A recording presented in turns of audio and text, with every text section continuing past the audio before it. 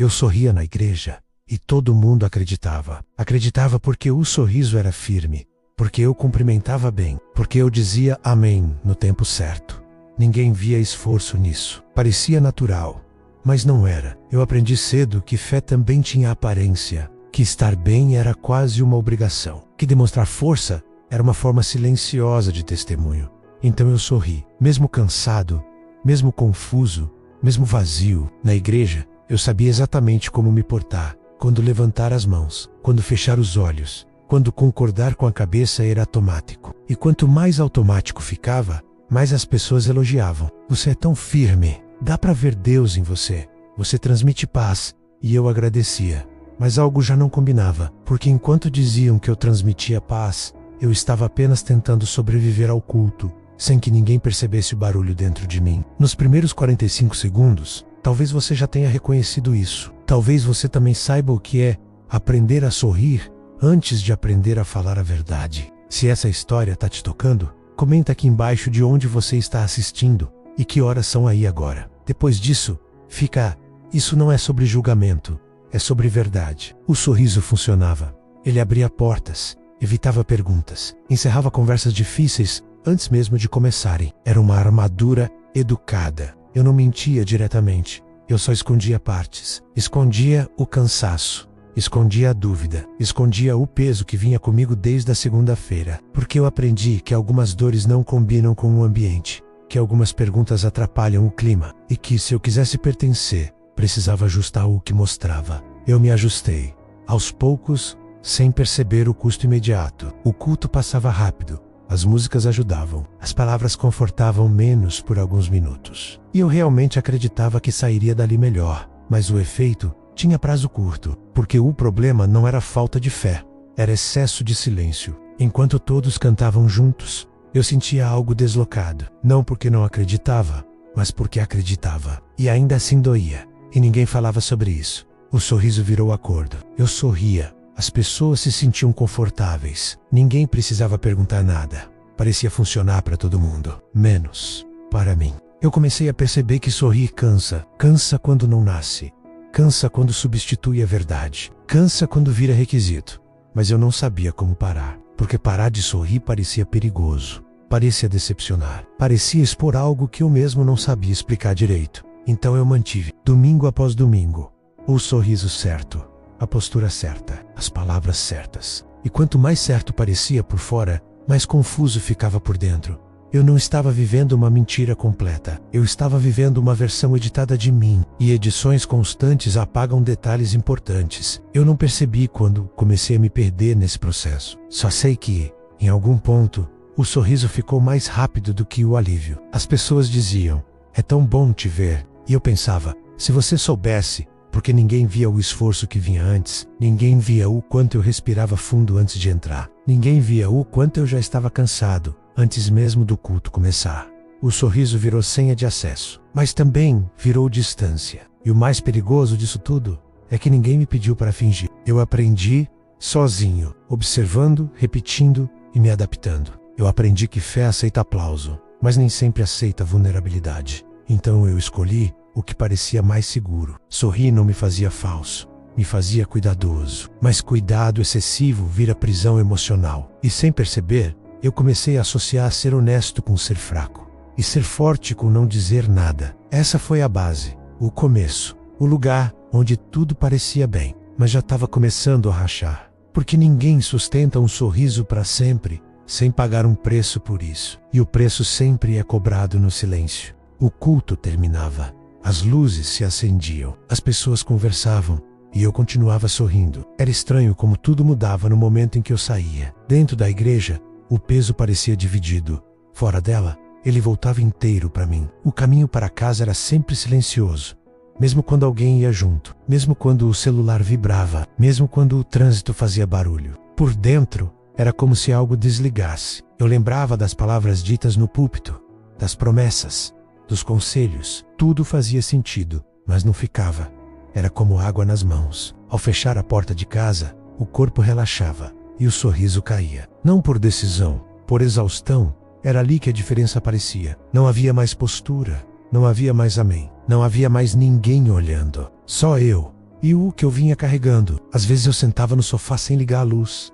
Às vezes eu ia direto para o quarto. Outras vezes ficava parado, sem saber o que fazer primeiro. O cansaço não era físico, era cansaço emocional. Eu pensava, por que isso não passou?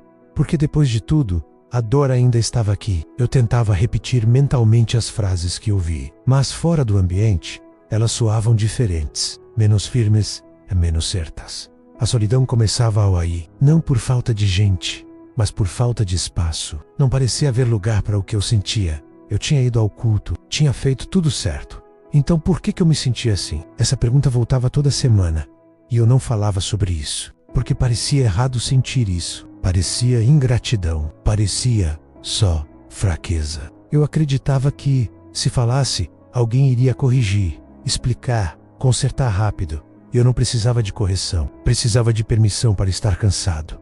A casa ficava silenciosa demais, e no silêncio, as emoções ganham voz. O que eu empurrava no culto voltava com força.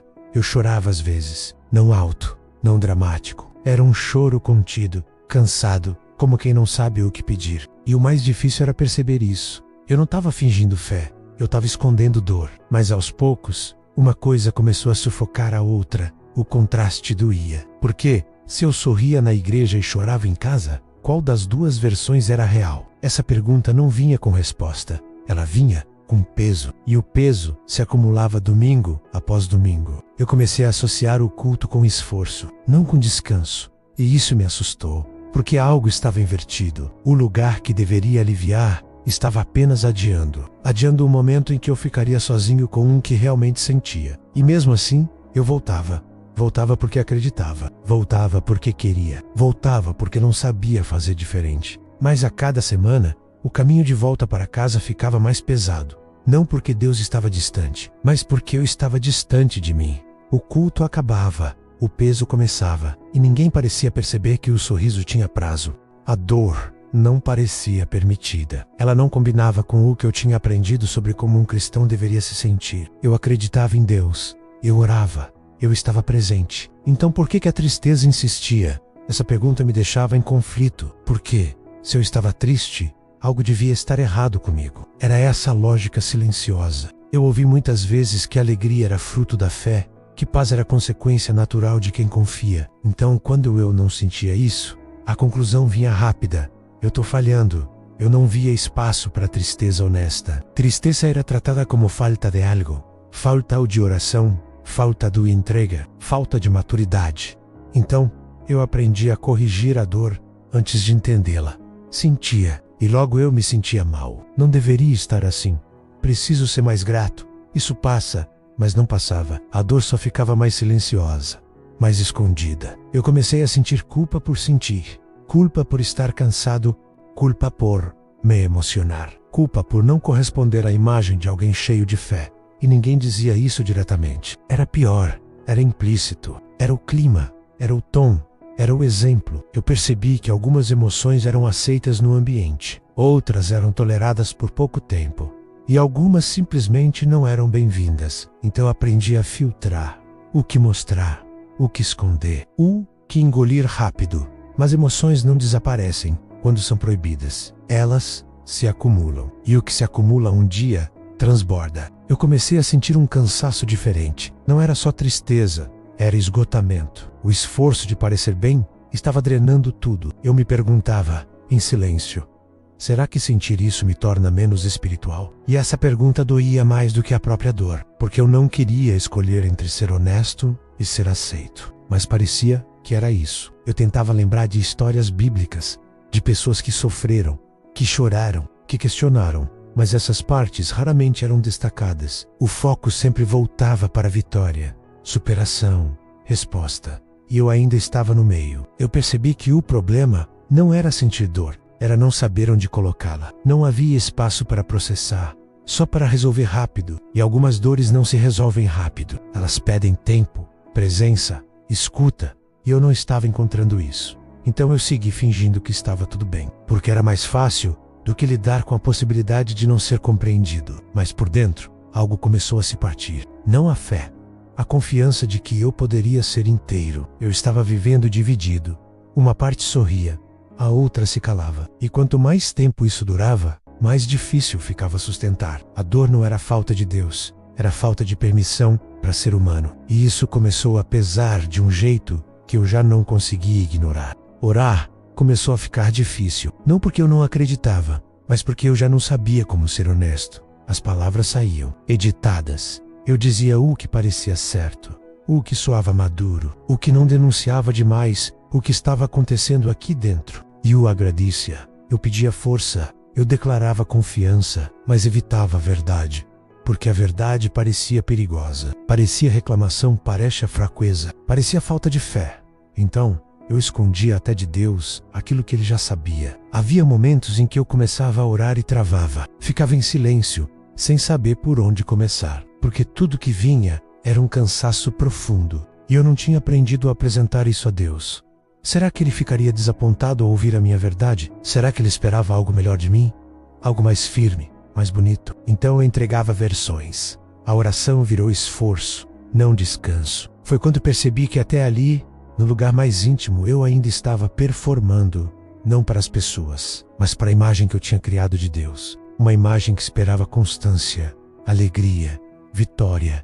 Uma imagem que não parecia ter espaço para confusão prolongada. Mas quanto mais eu escondia, mais distante eu me sentia. Não porque Deus estava longe, mas porque eu não estava inteiro na presença dele. Chegou a um ponto que havia noites em que eu simplesmente me deitava sem orar.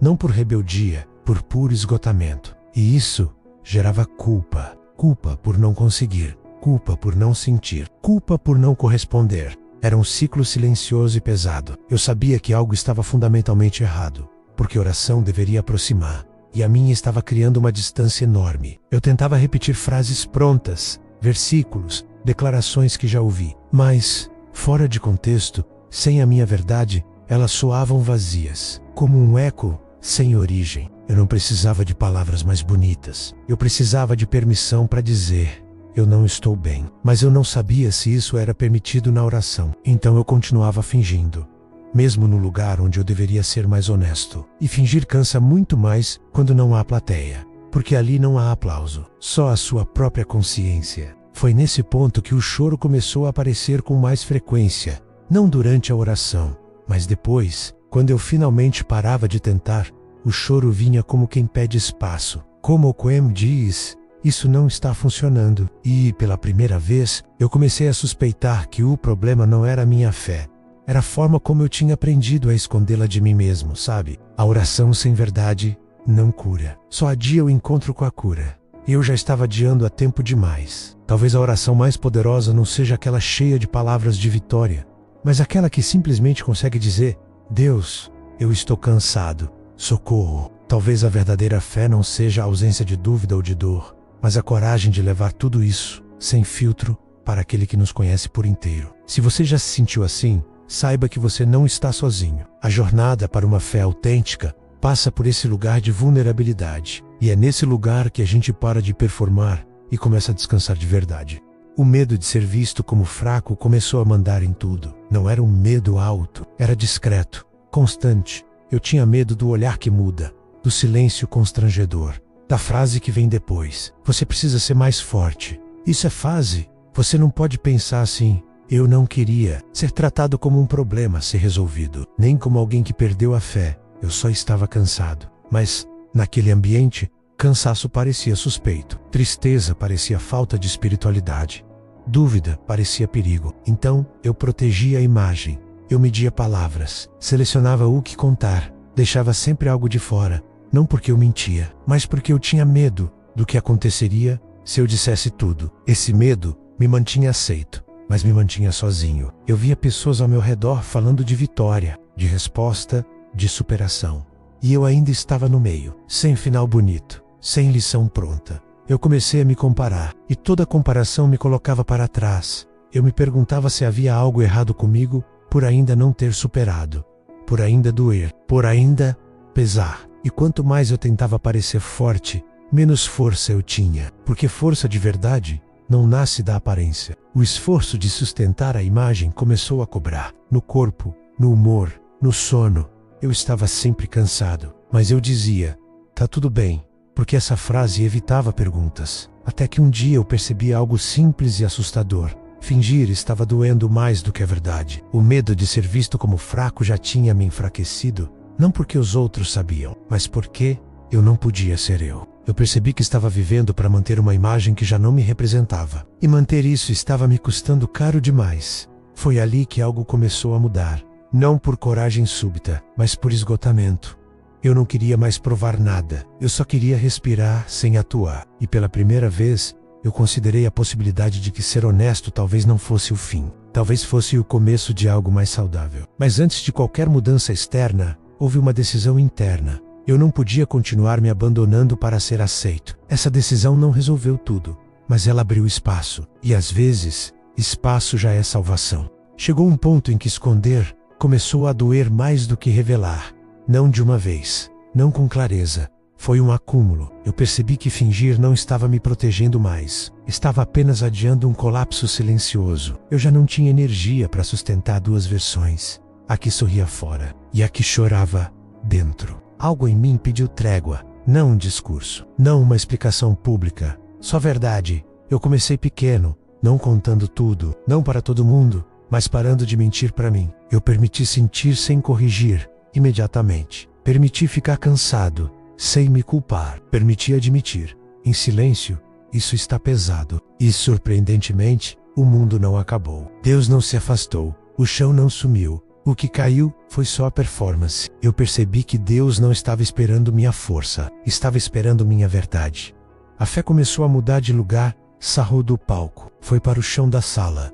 Para o quarto escuro. Para o momento em que ninguém vê. Não ficou mais bonita. Ficou mais real. Eu entendi algo importante. Sorrir na igreja não era o problema. O problema era não ter onde chorar. E quando eu parei de lutar contra o que sentia, algo começou a respirar de novo. Não alegria imediata. Não solução mágica. Mas alívio. Alívio por não precisar mais ser forte o tempo todo. Eu comecei a perceber que muitas pessoas ao meu redor viviam do mesmo jeito. Sorrindo em público.